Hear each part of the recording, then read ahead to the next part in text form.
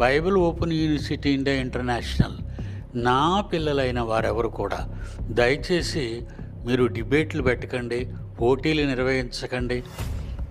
దేవుని నామాన్ని, బైబిల్ని కళంకం చేయకండి. ఎందుకంటే క్రైస్తవులు కాట్లాడుకుంటుంటే ఎవరు విమర్శిస్తారు? మిగిలిన మతస్థులు మిమ్మల్ని హేళన చేస్తారు.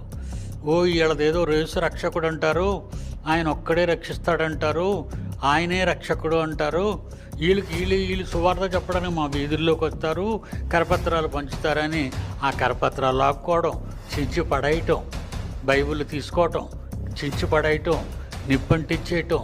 ఎందుకు అలా తయారయ్యారు చెప్పండి?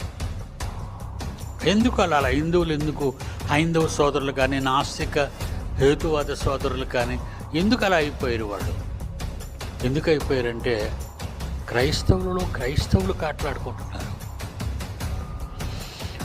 ఒక ఆత్మను రక్షించడానికి నువ్వు చూడాలి, కానీ వచ్చిన ఆత్మని పాడు చేయడానికి కాదు.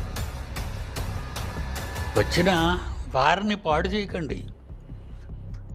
మీరు తెలుసుకోవాలనుకుంటే ఎక్కడైతే నేర్చుకున్నారో అక్కడికి వచ్చి కూర్చొని అనుమతి అడిగి, సెమినార్లో 10 రోజులు సెమినార్ జరుగుతుంది.